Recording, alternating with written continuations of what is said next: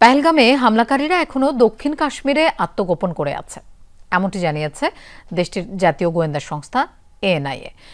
গহীন বনাঞ্চলে অন্তত 4 সন্ত্রাসী লুকিয়ে আছে বলেও ধারণা গোয়েন্দা সংস্থাটির।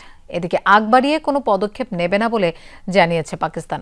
তবে ভারত পরিস্থিতি উস্কে দিলে কড়া জবাব দেবে ইসলামাবাদ। এরই মধ্যে আবারও দুদেশের লাইন অফ কন্ট্রোলে সেনাদের মধ্যে গোলাগুলি হয়েছে। লাইন অফ কন্ট্রোলে লাগাতার সপ্তম রাতের মতো থেমে থেমে গোলাগুলি চলছে ভারত পাকিস্তানের সেনাদের মধ্যে। বুধবার রাতে নিয়ন্ত্রণ রেখার কুপওয়ারা, উরি এবং আখনুর সেক্টরের বিভিন্ন এলাকায় চলে পাল্টাপাল্টি গোলাগুলি। এতে হতাহতের কোনো তথ্য পাওয়া যায়নি। এদিকে পেহেলগামে সন্ত্রাসী হামলা নিয়ে নতুন তথ্য জানিয়েছে ভারতের জাতীয় গোয়েন্দা সংস্থা। এনআইএর বিবৃতিতে বলা হয়, এখনও দক্ষিণ কাশ্মীরে অবস্থান করছে সন্ত্রাসীরা। গহীন বনাঞ্চলে লুকিয়ে আছে অন্তত 4 হামলাকারী। পেহেলগামে সন্ত্রাসী হামলার সাথে জড়িতদের বিরুদ্ধে ভারতীয় প্রধানমন্ত্রী নরেন্দ্র মোদীর অতি দ্রুত পদক্ষেপ নেওয়া উচিত বলে মন্তব্য করেছেন কংগ্রেস নেতা রাহুল গান্ধী। 26 জন মানুষকে ঠান্ডা মাথায় হত্যা করা হয়েছে। এই ভয়াবহ হামলার পেছনে কারা জড়িত তাও স্পষ্ট। অবশ্যই প্রধানমন্ত্রী নরেন্দ্র মোদীকে এর শক্ত জবাব দিতে হবে। সময় নষ্ট করা চলবে না।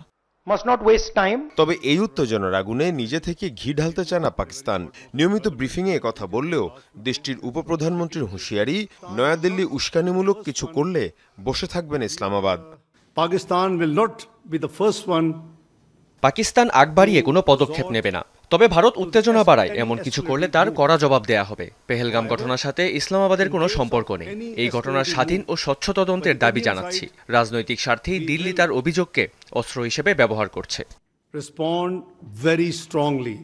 এদিকে এলওসিতে দুদেশের যুদ্ধবিমান নিয়ে উত্তেজনার পর পাকিস্তানের জন্য বন্ধ ঘোষণা করা হয়েছে ভারতের আকাশসীমা।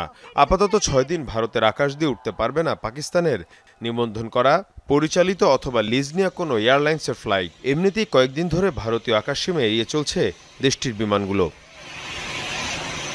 মীর মুশফিক হাসান, যমুনা নিউজ।